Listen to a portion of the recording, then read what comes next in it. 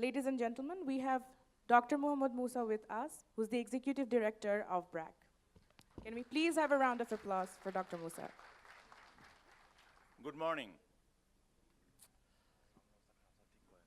Distinguished guests, friends, colleagues, ladies and gentlemen, welcome to the 6th Frugal Innovation Forum.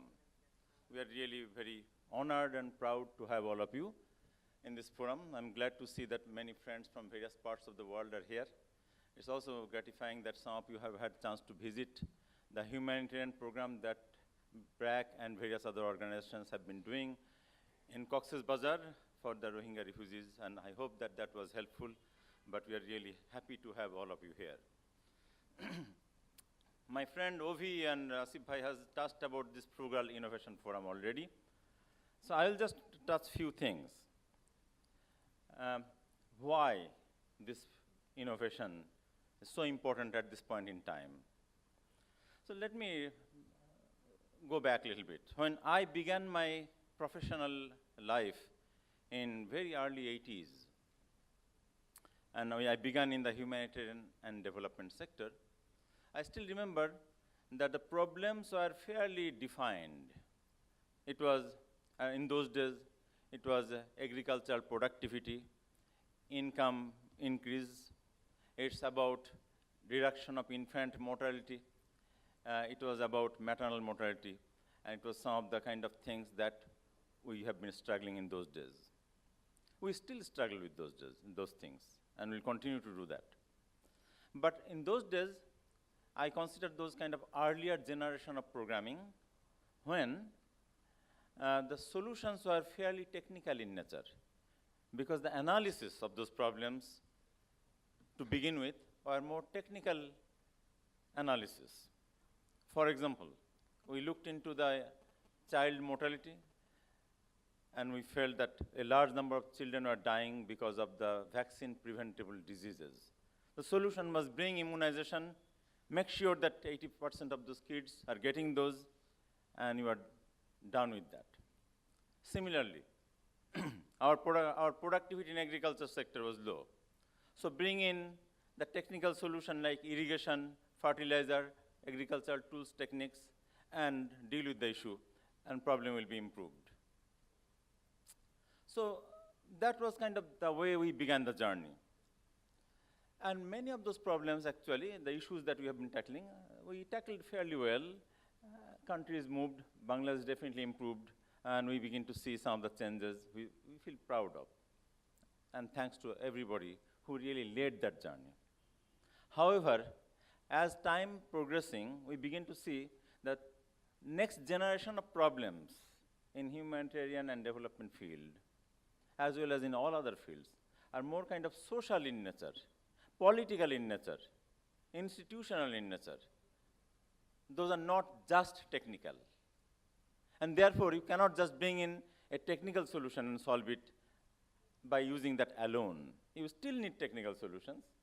But unless we combine those technical solutions with some of the social solutions, some of the institutional solutions, your likelihood of succeeding and bringing real positive impact is very low.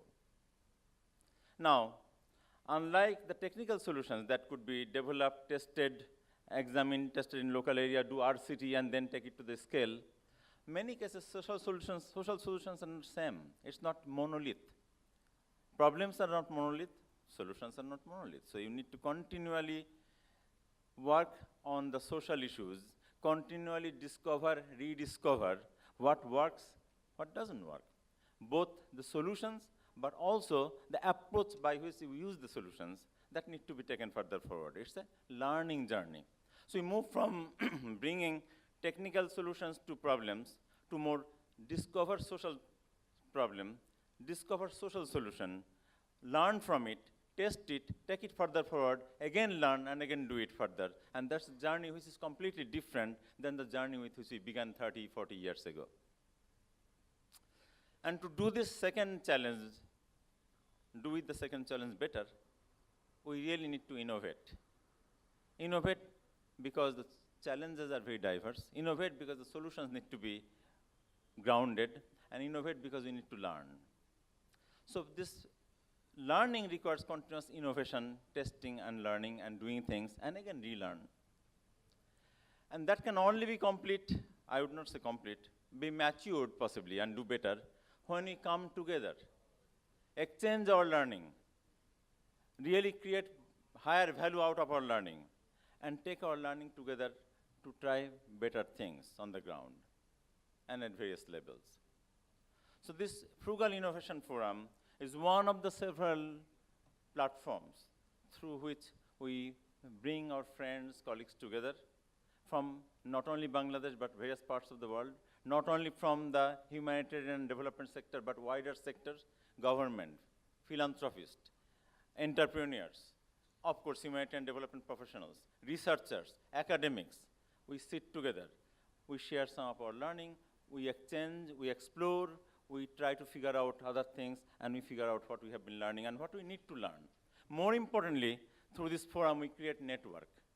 The network of friends, community of practice, through which we believe will remain connected in the coming days to really make continuous learning process ongoing so that we can collectively make bigger difference than what we are making today.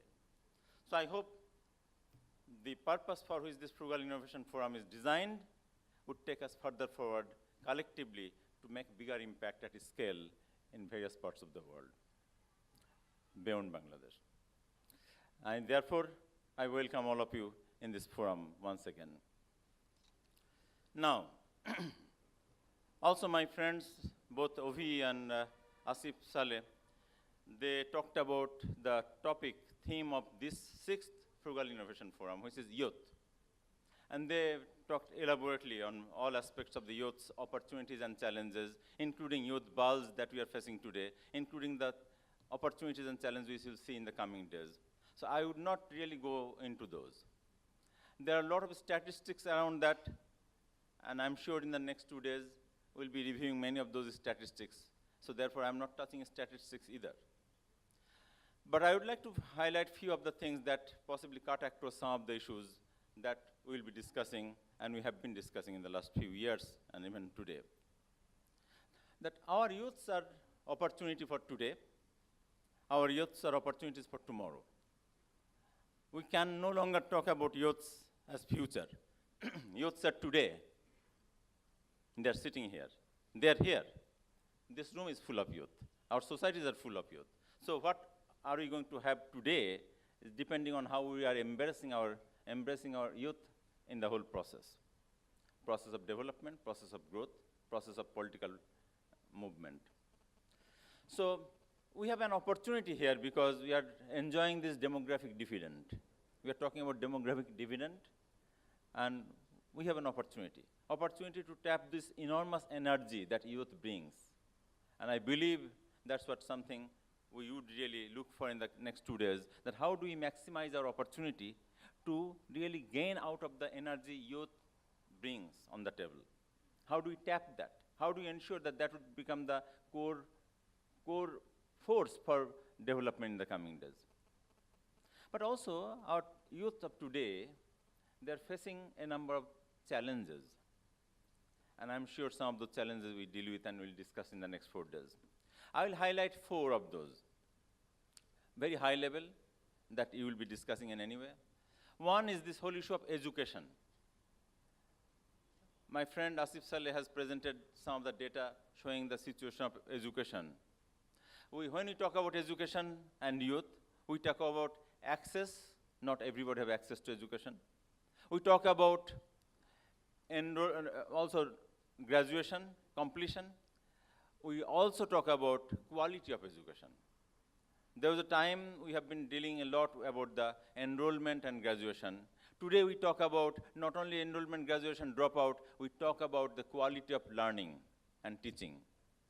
How much our kids are learning, and is that learning helpful? Taking from there, we began to talk about, are the learning that's happening in our educational system going to help our youth really in the coming days to lead a life both professionally, personally, and socially? It's a question that we need to really examine and look further. But more importantly, a fundamental question is that our youths of today, and the youths of tomorrow would continue to face a changing situation in their context. It's not one situation all the time. It will continue to change the situation. Everything around them in the context are going to change. So how do we make sure that our educational system not only offers basic literacy, numeracy, basic educational tools, techniques, methodologies, but also equip every individual youth into a lifelong learner? Because it's going to be a changing context, it's already a changing context, but it will change even faster. How do our youths really learn from that on an everyday basis and readjust their style so that they remain productive, socially right, and value-driven? How do you ensure that that ongoing learning or lifelong learning become a part of the journey of every individual? That's one of the new challenges that we have been facing and we need to tackle in the coming days. How do we innovate an approach? That approach would really help in helping youth innovating newer ways of really leading life. And that's something would be important. Second is employment. Again, we saw many data about employment, and we need to make sure that our youths of today are not only employed, they're not also are underemployed. They're employed in decent workplace, they're employed so that they feel productive, they feel they're doing a fulfilling job. But what we are hearing from employers of today, a number of employers who employ kids, they are talking nowadays that we find the mismatch between skills that we need and skills that our new generation of youths are bringing in the industry. How do we make sure that this mismatch between industrial need, workforce need, as well as the supply are matching together? That's another challenge we have to find out. Third area I would like to emphasize is on this whole issue of engagement. Engagement in governance, engagement in decision-making process, engagement in which voices of youth comes and help in shaping the decision for today and for future. How do we make sure that our institutions, our mechanism of decision-making process, they do not keep youth on the sidelines? How do we make sure that they're playing a central role in shaping the future and shaping the today? And that's the challenge. How would our innovative processes in governance would make sure that that happens? The last one I would like to mention is that whole issue of human capital. Within that, various factors I already mentioned, but one factor is health. There was a slide earlier. We were talking about health, but health has many dimensions. We need to tackle all dimensions of health. But one of the key dimensions we are not talking about is mental health. Our kids today are struggling, and we are struggling too, to find out how do we deal with it. It's an unknown area. We don't know how to deal with it. And drugs, we are talking about drugs, is only one component of the mental health issue. It's a wider range of issues. Do we even understand? I was meeting one of my medical friends, and she was mentioning that, drug is a disease, not just a social phenomenon. Are we realizing that? Anyway, I'm not going to detail out. I believe that those are some of the things we'll be discussing in the coming 2 days. But that's another thing we're struggling with. How do we make sure that we understand our youth friends of today better? And they are diverse. How do we ensure that their views and opinion, which is very different than the way we think, we the older generation think in different way than our younger friends and children are thinking. And there will be even differences. How do we make sure that we embrace all the differences, create higher value, not only for today, but also tomorrow? My friends, we are here as practitioners team, as academicians, as researchers, as government officials, as policymakers, as also entrepreneurs. The kind of world we would like to see in the coming days depend on how do we really invest our time today, side by side, on with our younger generation who are really going to shape the future of tomorrow. As I said at the beginning, our youths are not for future. They are here today. But they would play a big role in shaping the future. But they are playing a big role in shaping today also. How do we make sure that we collectively create a group which will embrace all of the challenges of the society and move further forward? Friends, ladies and gentlemen, I want to thank all of you Thank all of you for coming here, being with us. I want to take this time to make a special thanks, offer special thanks to my colleagues from BRAC. We have a social innovation lab who takes lead in organizing this. Ovi, you met my friend Ovi in the morning. He, Asif Saleh, who leads that, but also a team of younger group of colleagues. All are youth there. They lead this whole social innovation lab. They take lead in organizing the Social Innovation Forum, this Frugal Innovation Forum. Thank you very much, my friends, who have been organizing this, working hard for bringing it today, up to this level. It's great to see that this is happening every year. And we are bringing critical issues to deal with and really pave the way for future. I really thank all of you. Thanks to all the friends who have been playing the logistical role in organizing this, especially our BCDM colleagues and others. And of course, thanks to the guest speakers, the visitors, resource persons who are coming and going to share with us their perspectives.